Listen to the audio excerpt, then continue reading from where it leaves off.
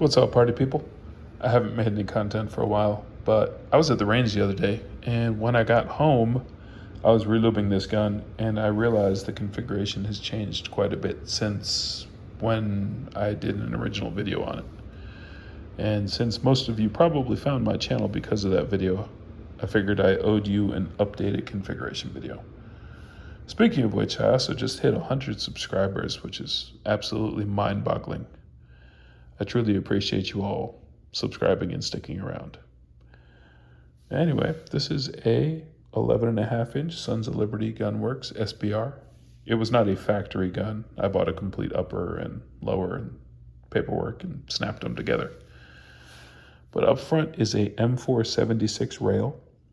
This was the standard a couple years ago for them, and I think they're up to an L89, or I think they have a broadsword now, and then they have the MK1 contract gun.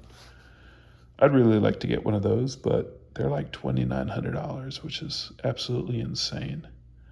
I don't think I have $2,900 in this whole ass gun. But to quote Fat Joe, yesterday's price is not today's price. So yeah, it's an M476 upper, 11.5 inches, has an A2 up front. That's going to get swapped out for a Polo K as soon as I can find one locally in stock. I had a Cloud Defensive Owl up top, but that spot is now taken by a Holosun LS321R. You can get these things on Euro Optic for like $400. It's an absolute steal for a complete MFAL.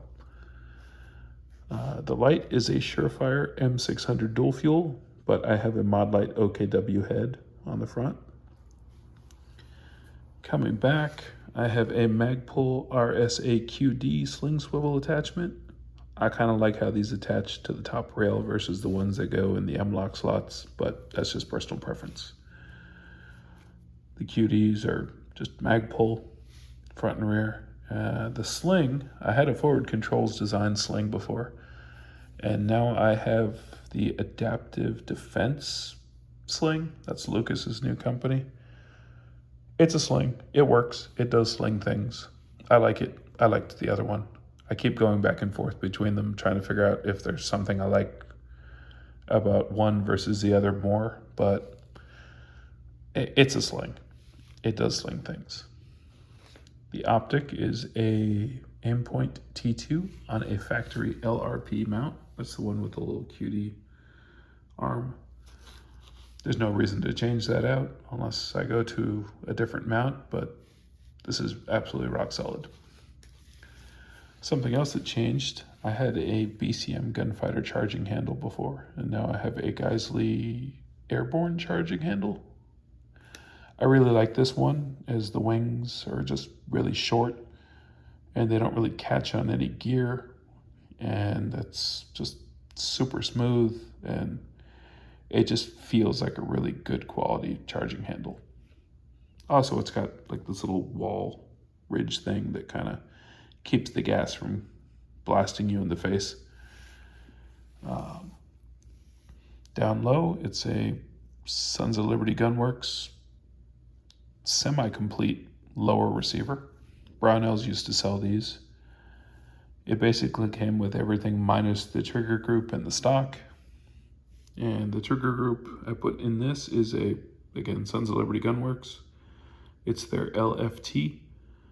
It's basically a Schmid trigger, one of the nickel boron, Teflon, whatever the heck, mil-spec triggers.